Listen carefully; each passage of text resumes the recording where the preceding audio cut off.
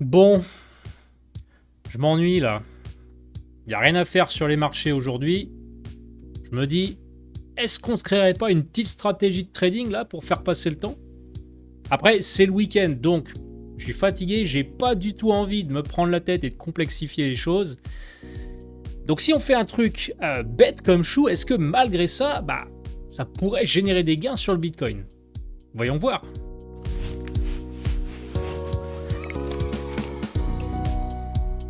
Bon alors voilà ce qu'on va faire. On va prendre une pattern de chandelier japonais parmi toutes celles qui existent. Une pattern de chandelier japonais, c'est une succession de bougies. Vous savez, les bougies, ce sont les représentations de l'évolution du prix sur des graphiques.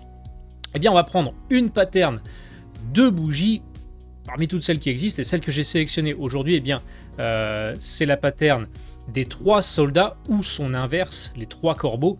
La pattern des 3 soldats, c'est quand on a 3 fortes bougies haussières d'affilée. La pattern des 3 corbeaux, c'est quand on a 3 fortes bougies baissières d'affilée. Je voulais, me dire, on va tester ça aujourd'hui pour voir ce que ça donne, justement, si on trade cette pattern sur le Bitcoin. Et le problème auquel j'étais confronté, en fait, c'est que cette pattern-là, mine de rien, elle se produit pas souvent du tout. Parce qu'il faut vraiment avoir 3 belles bougies haussières consécutives ou 3 belles bougies baissières consécutives là aussi.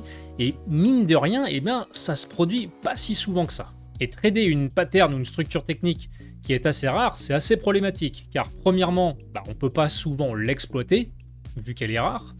Et deuxièmement, ça pose aussi un problème de fiabilité statistique. Si elle ne s'est pas produite beaucoup de fois par le passé, on ne peut pas tester ce que ça aurait donné par le passé avec une bonne confiance et une bonne fiabilité statistique. Et ça, pour celles et ceux qui le savent et qui suivent cette chaîne, la fiabilité statistique, c'est quelque chose de très important. Je me suis donc dit, bon, si on simplifiait clairement les choses et que on n'attendait pas forcément 3 belles bougies haussières ou 3 belles bougies baissières consécutives, mais que dès lors que, on a 3 bougies haussières d'affilée ou 3 bougies baissières d'affilée, peu importe leur taille, leur forme, eh bien, on prend un trade. Qu'est-ce que ça donnerait? Eh bien, je ne vais pas vous faire poireauter plus longtemps, je vais vous coder ça. On va démarrer avec un capital de départ de 10 000 $. Pour notre stop loss, on va utiliser l'Average True Range, l'ATR. C'est un indicateur qui représente la volatilité moyenne du prix sur une période donnée. Donc, on va justement reporter cette volatilité moyenne à différents multiples au-delà de notre prix d'entrée.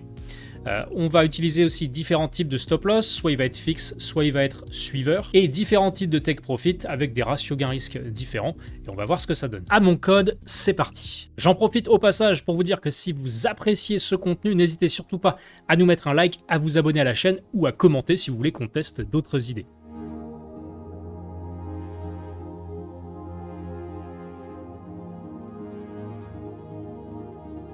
Ok, les résultats sont là. Voyons d'abord voir ce que ça donne sur le Bitcoin en graphique un jour. Bon, déjà, c'est clairement positif et rentable sur la stratégie, et ça, peu importe le stop loss et le take profit qu'on utilise. On le voit sur la colonne return, on n'a que des valeurs positives. Donc là, c'est sur les 6 dernières années.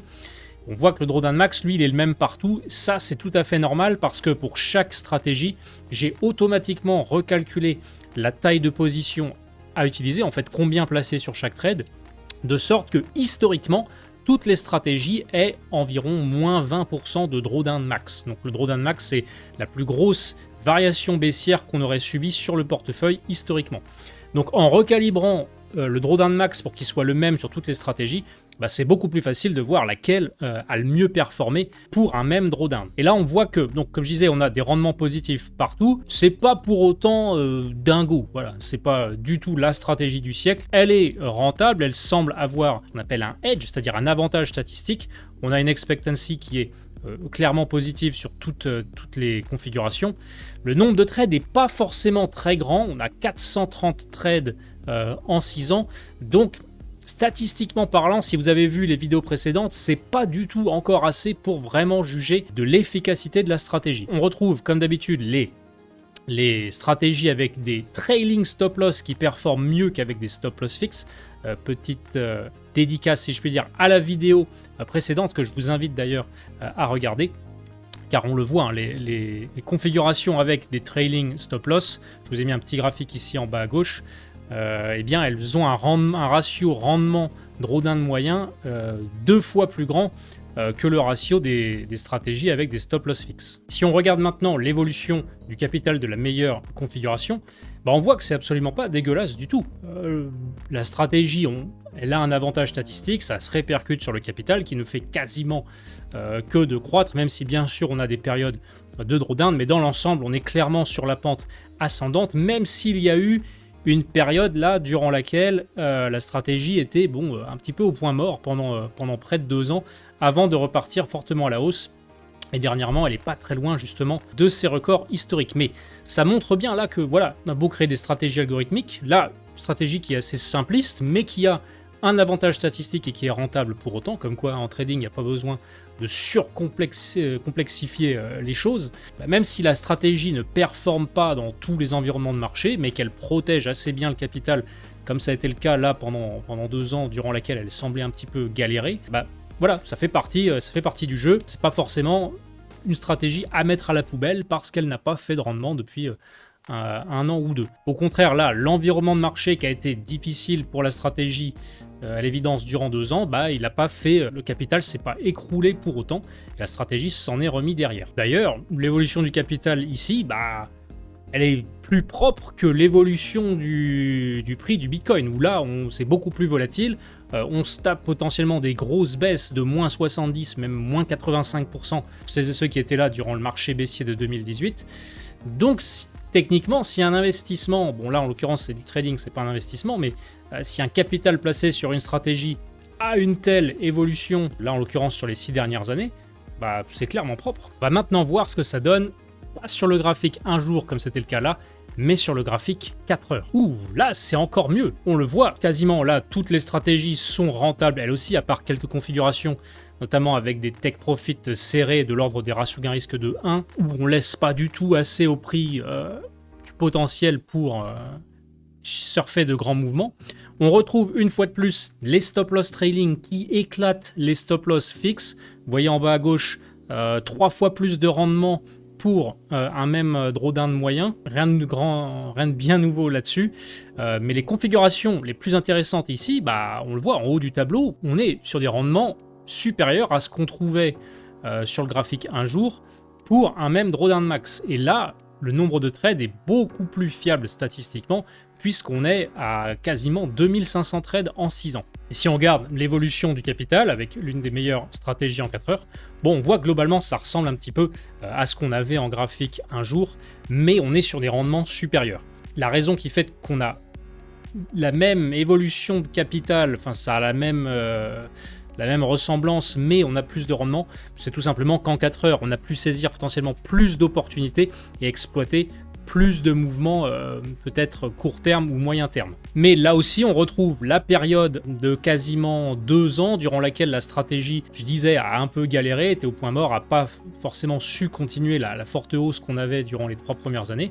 Mais dernièrement, voilà, elle s'est bien remise de sa baisse, évolue quasiment proche de ses records historiques.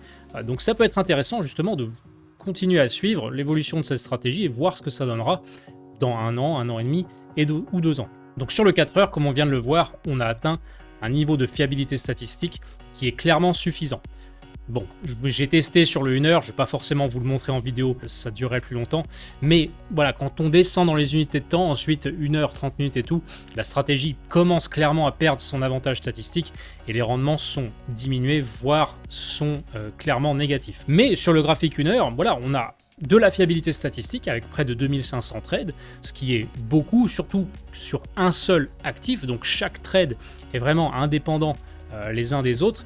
Et comme vous voyez, voilà, on avait plus de 700% de rendement pour moins 20% de drawdown seulement historiquement.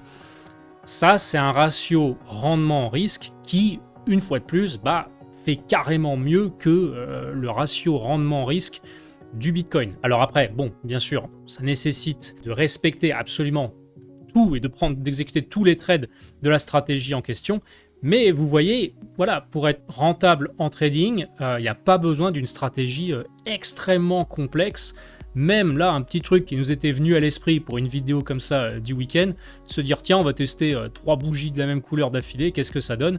Eh bien, ça donne de très bons résultats et c'est clairement rentable. Tout du moins, on l'a vu historiquement, jusqu'à aujourd'hui, c'est une stratégie qui est rentable sur le Bitcoin. Et donc voilà, c'était la vidéo du week-end pour montrer que parfois, il n'y a pas besoin de se prendre la tête en trading.